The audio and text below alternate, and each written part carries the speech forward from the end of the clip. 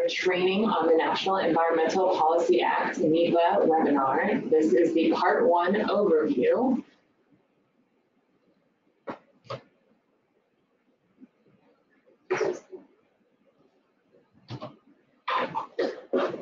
Sorry about that. So learning how this works. Our contributors today are Carmen Lapping, the placemaking manager at the Indiana Housing and Community Development Authority, HUD'S, and I am Karen Wood, the Environmental and Cultural Resources Manager at Green 3 LLC.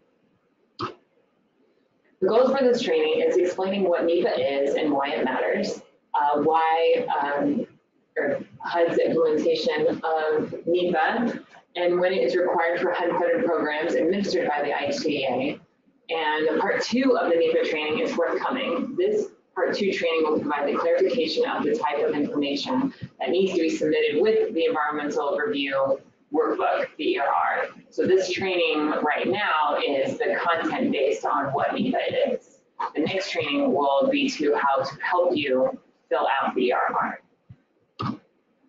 The agencies involved are the HUD'S, which is responsible for the administration and allocation of the HUD funds.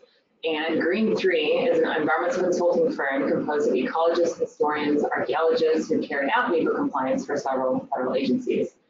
And Green 3 is also part of, through the HUD'S, has a programmatic agreement with the Indiana State Historic Preservation Officer, allowing the third-party contractor to complete Section 106 reviews.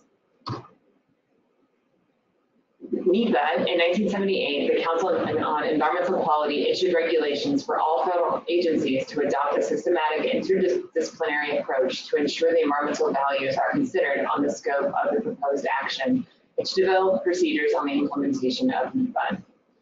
And HUD's implementation of the NEPA, it requires the completion of environmental review prior to approving or funding for any project or action, known as the environmental review record, which is why we call it the ERR, under the regulations as seen on the slide.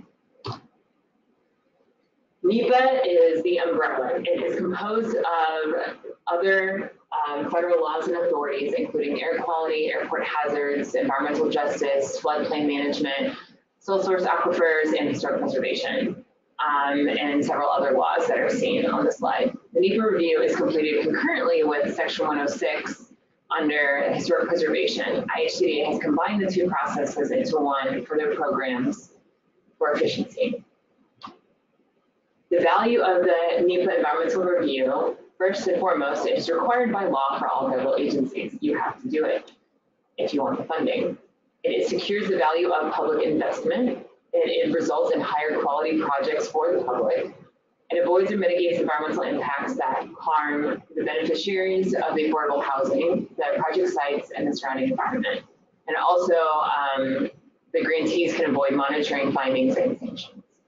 An example to give you is that when there's new construction of a house next to an active railroad with decibel levels above 75 decibels, excuse me, which is in the unacceptable range.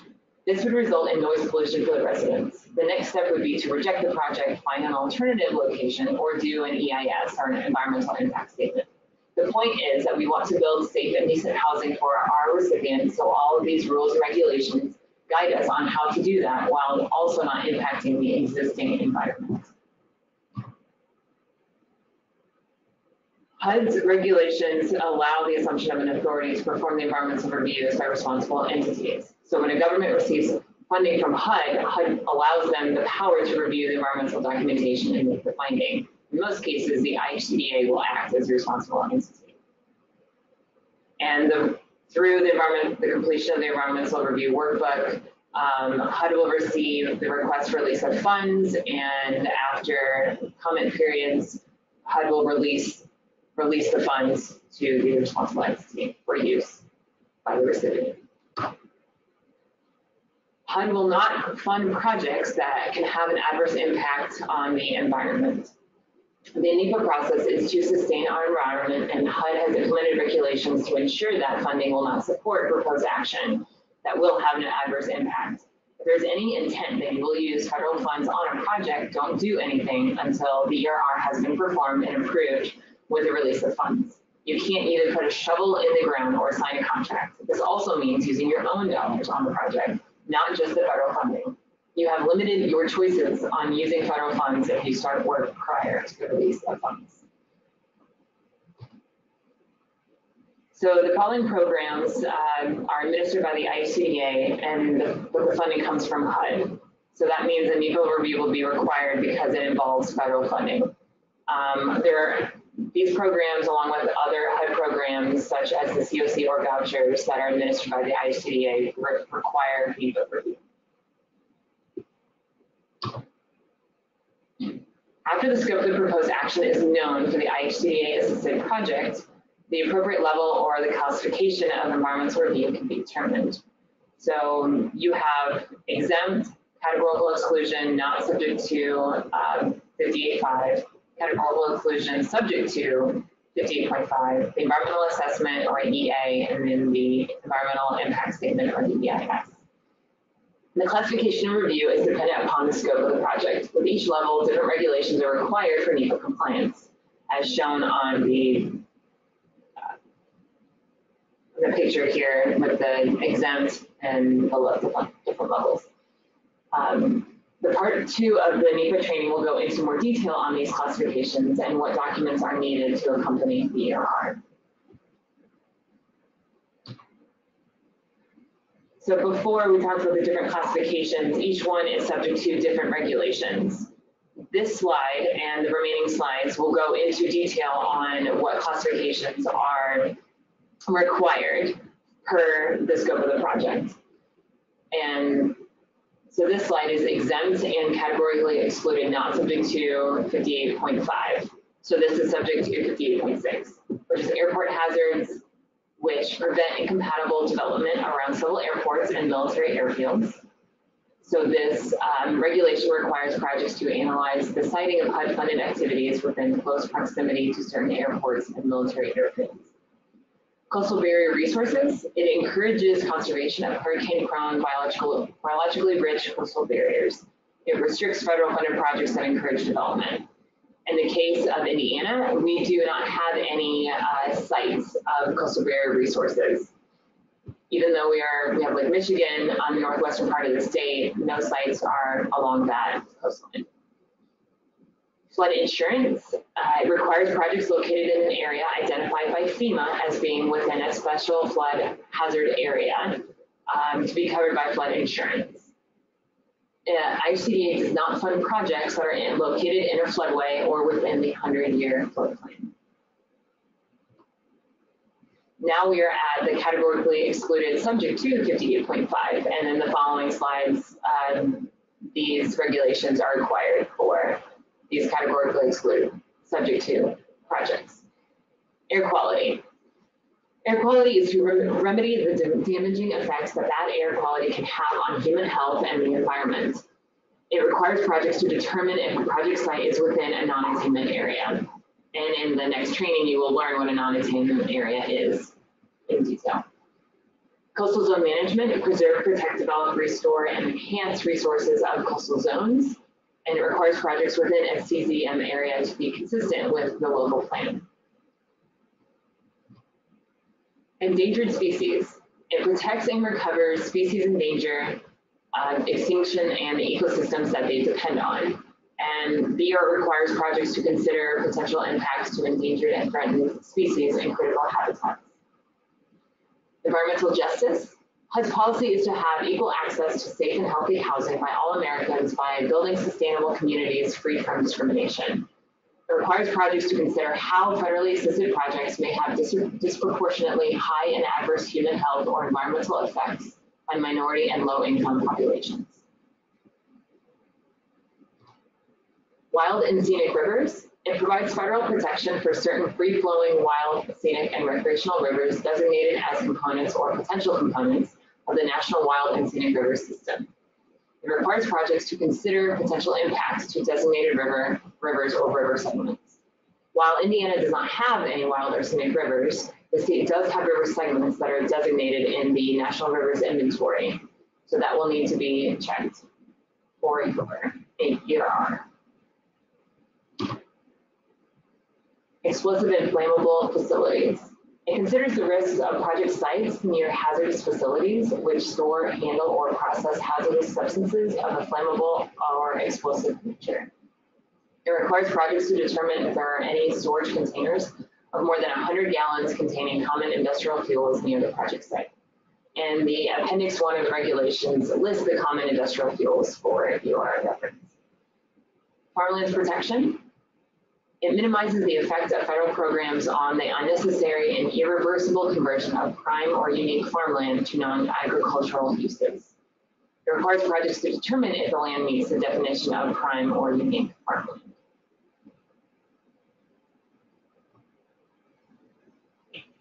Floodplain management. FEMA designates floodplains as geographic zones subject to varying levels of flood risk. Each zone reflects the severity of type of potential flooding in the area. It requires projects to avoid impacts to floodplains and to avoid direct and indirect support of floodplain development to the extent practicable. Basically, don't build anything in a floodway or a 100-year floodplain. It'll make your project much easier. Wetlands protection. Similar to floodplain management, don't build in wetlands.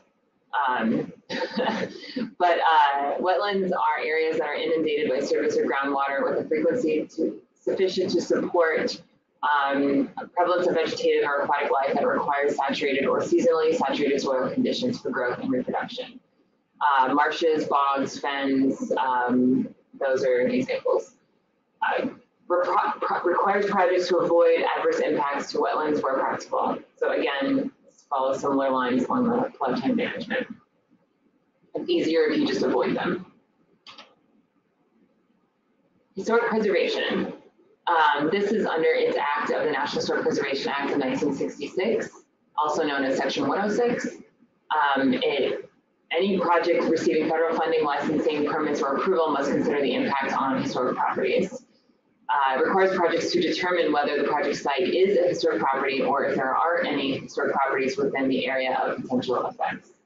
For further information on historic preservation, we have a Section 106 training for that goes into more detail on Section 106. And also, Section 106 is not triggered by the presence of historic properties. It is triggered by the federal funding, licensing, or permitting. Noise abatement and control. It creates and enforces a standard for a decent home and a suitable living environment. It requires projects to consider noise levels from civil and military airports, roadways, and railroads to the acquisition of undeveloped land and existing development. Down below, we have the acceptable range, the normally unacceptable range, and unacceptable range. If it falls within the unacceptable range, reject your project, location, and find another one. Site contamination. HUD's policy requires project sites to be free of hazardous materials, contamination, toxic chemicals and gases, and radioactive substances, where a hazard could affect the health and safety of occupants or conflict with the intended utilization of the property. It upholds HUD's mission to build decent, safe, and sanitary homes and suitable living environment for every American. And so this regulation requires projects to determine if hazardous materials have occupied or is currently occupying the site or a general proximity. Sole source aquifers. It protects drinking water systems that are the sole or principal drinking water source for an area which, if contaminated, would create a significant hazard to public health. It requires projects within these areas to ensure that they do not endanger the water source, and coordination with the regional EPA Office for Compliance is required.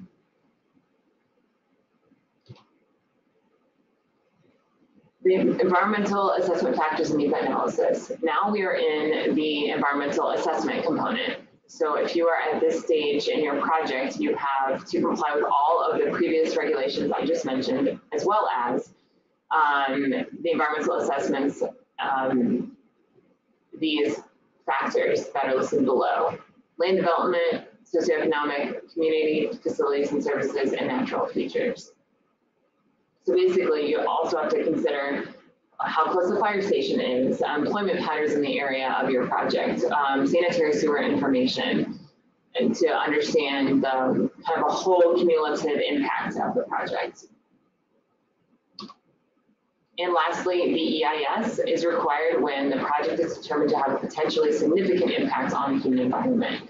Typically, the responsible entity, in this case IHCDA, will determine if an EIS will be necessary. We have some resources available to you to learn more about these regulations. The HUD Exchange website is a very good website that lists the regulations and what regulation laws and authorities they're attributed to and compliance information. And then specifically to the IHCDA programs for these regulations on the website includes the environmental review and Section 106 user guide, which lists out the IHCDA programs using HUD funds, as well as an in-depth look on how to fill out the ERR. I would strongly recommend reading through that before you start any of the ERR or project information or the application. And lastly, if you have any questions, feel free to email Carmen or myself. And then I just want to leave you with when you're in the project feasibility process, consider NEPA. Because the determinations of the NEPA sections might result in changes to your scope of work. It might be within a floodplain, you'll have to avoid it and go choose a different location. Also ask yourself, will this project have an adverse impact on any of these NEPA regulations? Will mitigation be necessary? Is there another practical alternative that will not require mitigation and likely chance of added cost to the project? And also, if mitigation will be required, it may delay the timeline of the project as well.